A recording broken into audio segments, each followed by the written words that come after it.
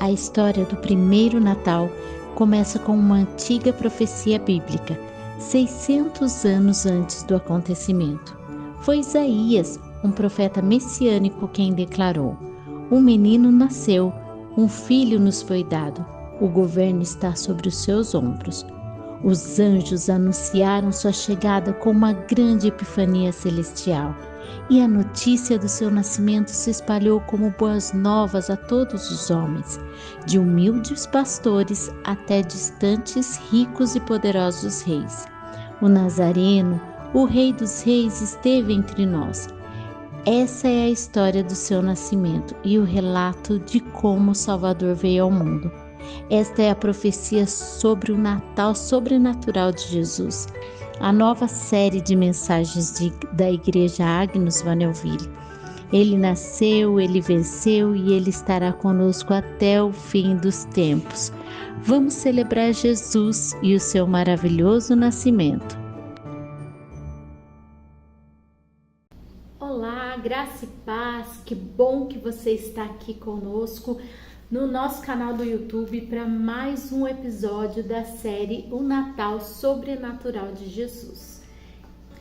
O Natal está chegando e a gente já começa os preparativos, né? As decorações nas casas, nos estabelecimentos, nós reunimos a família, já preparamos presentes e isso tudo é muito legal. Mas o Natal é um tempo que você pode refletir, é um tempo que você tem que parar e pensar um pouco sobre a sua vida, como está a sua vida com Deus. É tempo de renovar a nossa fé em Jesus, né? E hoje eu vou, junto com você, examinar o livro de Lucas, capítulo 2, versículos do 1 ao 14. Vamos ler juntos e vamos ver que Deus tem coisas maravilhosas para nós nesse Natal. O nascimento de Jesus, ele traz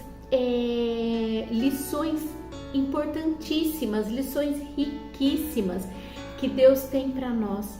E se nós pararmos, analisarmos e vermos essas lições maravilhosas, a gente vai poder melhorar a nossa vida, a gente vai poder passar dias melhores em Jesus.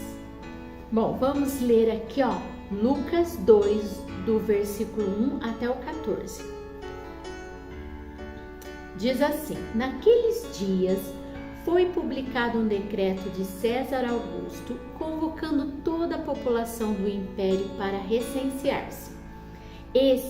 O primeiro recenseamento, foi feito quando Quirino era governador da Síria. Todos iam alistar-se com cada um a sua própria cidade. José também saiu da Galileia, da cidade de Nazaré, e foi para a Judéia, até a cidade de Davi, chamada Belém, por ser ele da casa e família de Davi, a fim de alistar-se com Maria, sua esposa, que estava grávida. E aconteceu que, estando eles ali, chegou o tempo de ela ter a criança. Então Maria deu à luz o seu filho primogênito, enfaixou o menino e o deitou numa manjedoura, porque não havia lugar para eles na hospedaria. Havia naquela mesma região pastores que viviam nos campos e guardavam seus rebanhos durante as vigílias da noite. E um anjo do Senhor desceu aonde eles estavam, e a glória do Senhor brilhou ao redor deles, e ficaram tomados de grande temor. O anjo, porém, lhes disse: não tenham medo, estou aqui para lhes trazer boa nova de grande alegria, que será para todo o povo. É que hoje, na cidade de Davi, lhes nasceu o Salvador, que é Cristo, o Senhor.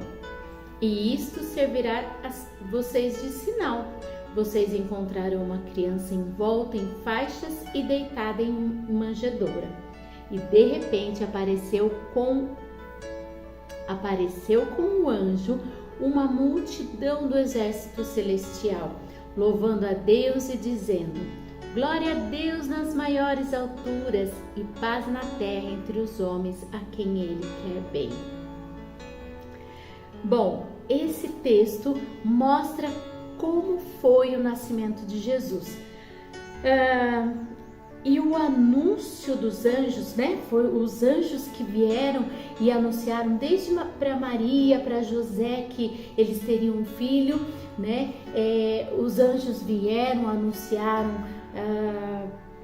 anunciaram para os pastores, anunciaram para os magos, os reis magos, né? E esse anúncio vai nos trazer coisas incríveis. Vamos ver juntos? É maravilhoso saber que nada foge do controle do nosso Deus. Veja bem, Deus ele é tão soberano, mas ele está no controle de tudo. Ele usou um fato histórico, que é o recenseamento, onde as pessoas precisavam ser contadas, né? Então cada um tinha que ir para sua cidade de origem e precisavam ser contados para saber a população. Deus usou esse fato histórico, que é o recenseamento, para revelar a glória dele e para cumprir uma profecia, uma palavra que já tinha sido contada lá no livro de Isaías, que já tinha sido profetizado. E ali Deus usou esse plano, esse fato histórico, para começar o plano da salvação. A gente vê que Deus trabalha dentro da história humana. Não é maravilhoso isso? O nascimento de Jesus nos mostra a humildade de Deus. Deus ele é tão poderoso, tão maravilhoso, mas ele se identifica com os mais necessitados. Ele se identifica com os humildes. Sabe por que a gente entende isso? Porque o nascimento de Jesus foi muito simples, foi muito humilde. Jesus ele podia ter nascido num grande castelo, poderia ter um nascimento assim, uau, pomposo, maravilhoso, mas Deus escolheu que Jesus nascesse num lugar humilde, num lugar, imagina, uma estrebaria. Estrebaria é o lugar onde os animais ficavam. Imagina Jesus nascer ali, num lugar sujo, num lugar onde tinham muitos animais. Jesus teve um nascimento muito simples, muito humilde. Jesus foi colocado numa manjedoura. Manjedoura é o lugar onde colocava a ração para os animais, a palha, lá é o prato dos animais para eles comerem. E Jesus foi colocado ali, o bercinho de Jesus foi ali numa manjedoura. Então, apesar de Deus ser tão maravilhoso, Jesus ser tão poderoso, mas Ele se identifica com os humildes. A gente entende que a palavra do Senhor, que as boas novas é para todos, até mesmo para os mais humildes. Outro ponto que nos mostra isso, que nos confirma isso, é a questão dos anjos virem contar para os pastores. Os pastores eram pessoas mais pobres, mais comuns, muitas vezes desprezados pela sociedade na época. E os anjos foram falar com os pastores. Então isso reforça que as boas novas é para todos. E ao mesmo tempo que o nascimento de Jesus foi humilde, né? Ao mesmo tempo que ele falou com pessoas mais necessitadas, mais simples, é grandioso também. Por quê? Porque a mensagem também foi levada para os reis magos. Reis magos eram homens sábios, de grande poder aquisitivo. E tanto que a gente entende isso, por quê? Porque eles podiam dar presentes caros, dignos de uma realeza, né? Deram ouro, mirra, incenso, eram presentes caros. Então, a mensagem do Senhor é para todos. A mensagem é para aqueles mais necessitados, é para o mais rico, é para todos, sem distinção. vamos analisar uns pontos. O primeiro ponto é entendermos que Deus está conosco. Sim, lá em Lucas, no capítulo 1, verso 28, diz: o anjo, aproximando-se dela, disse: alegre-se, agraciada, o Senhor está com você. Amado, o Senhor está conosco. O Senhor está com a gente. Ele não nos deixa sozinho nos momentos que a gente passa de dificuldades, nos momentos de tristeza, nos momentos de dores, de angústia, nos momentos alegres, nos momentos de realizações de sonhos. Em todos os momentos, Deus está conosco. Se alegre, Deus está com você. E não é à toa que o nome dele é Emanuel, que significa Deus conosco. Pega essa palavra para você, guarde isso para você. Deus está com você, você não está sozinho, né? Mateus 1:23 diz que ele se chama Emanuel, Deus conosco. O Deus que não te deixa só, apesar de a gente às vezes achar que está sozinho, mas não está. Ele está com você. Se alegre nesse Natal, se alegre a partir de hoje. Deus está com você. Segundo ponto, entendemos que não é preciso ter medo, sabe? Medo até vem, a gente sente o medo. O que a gente não pode é deixar que o medo nos paralise, que o medo atrapalhe o agir de Deus na nossa vida, atrapalhe a gente de andar, de seguir em frente. Isso não pode acontecer. Olha só, em Lucas 1:30, mas o anjo lhe disse: não tenha medo, Maria, você foi agraciada por Deus. Não se apoie no medo. Não se apoie no medo, tá? Maria, com certeza, ela teve medo, mas não deixe se levar, não deixe o medo dirigir a sua vida, né? O medo ele vem, mas não deixe ele dirigir a sua vida. O terceiro ponto é que o anúncio dos anjos nos faz entender é que Deus tem um plano maior. Quando o anjo contou para Maria que ela ficaria grávida, teria um filho, ele foi além. Ele não falou: olha, você vai ter um bebezinho, mas ele foi além. Ele falou: esse bebê será chamado Filho do Altíssimo. Esse bebê reinará para sempre. Deus, ele tem planos para nós, ele tem sonhos para nós.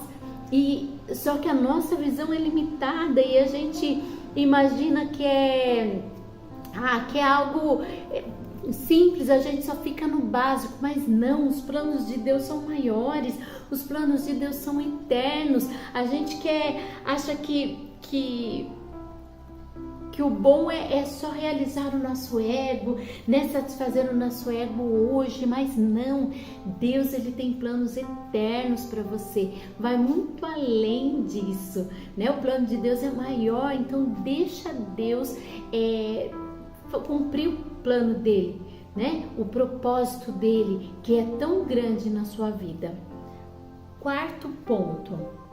O quarto ponto nos faz entender que Deus faz milagres. Lá em Lucas 1:34-35 diz: perguntou Maria ao anjo: como acontecerá isso se eu sou virgem? E o anjo respondeu: o Espírito Santo virá sobre você e o poder do Altíssimo a cobrirá com a tua sombra. Assim, aquele que há de nascer será chamado Santo, Filho de Deus. Deus, ele cumpre milagres na nossa vida. Maria, ela perguntou como. Ela queria saber como que Deus ia fazer isso. O anjo até respondeu. O anjo falou: olha, o Espírito Santo virá sobre você e o poder do Altíssimo vai te cobrir. Ela entendeu? Não entendeu. Adiantou muita coisa ela perguntar como que Deus ia fazer um milagre? Ela simplesmente entendeu que o milagre acontece como, né? Ela não entendeu, mas ela aceitou o milagre. O Senhor, Ele tem grandes coisas para você, Ele tem milagres para fazer. E às vezes a gente bloqueia porque a gente quer entender como. A gente bloqueia o agir do Senhor porque, peraí, Deus, eu preciso saber como que o Senhor vai fazer isso. Porque não tem condição. Olha aqui o que o médico falou, olha aqui o resultado do exame, olha aqui a minha situação, então eu quero saber como que o Senhor... Não, amado, fique tranquilo, deixe Ele faz milagre. O jeito a gente não sabe, mas deixa Ele fazer. Quem precisa de planejamento é a gente, Ele não precisa. Então deixa Ele fazer, que esse é o quinto ponto, que é o obedecer. Simplesmente obedeça. Obedeça, não queira entender como, não queira esperar planejamentos ou estratégias. Olha, Deus vai falar para você, eu vou fazer assim, assim e assim. Não adianta, amado. Obedeça. Maria simplesmente obedeceu. Ela não entendeu nada. Ela até perguntou como, mas não entendeu nada. E aí ela só deixou. O que fala aqui no versículo 46 e 48? Que ela agradeceu e glorificou, né? Ela agradeceu, glorificou o nome do Senhor, aceitou essa oportunidade, né? E é isso que nós precisamos fazer nesse Natal. A gente precisa parar e pensar, será que Deus não aconteceu mais coisas na nossa vida porque a gente está bloqueando? Será que a gente está querendo que aconteça do nosso jeito? Por isso que as coisas não estão acontecendo, os milagres não estão acontecendo? Então pare, pense, avalie, analise e deixa Deus agir do jeito dele, né? Deixa Ele operar, que o milagre dele é grande e os frutos são eternos. Amém? Creia no poder do Senhor. Aproveite esse Natal para se reconciliar com Ele, para se fortalecer em Deus, para fortalecer seu relacionamento com Deus, para fortalecer o seu relacionamento com as pessoas, com a sua família, sabe? Se preocupe com coisas que precisam se preocupar.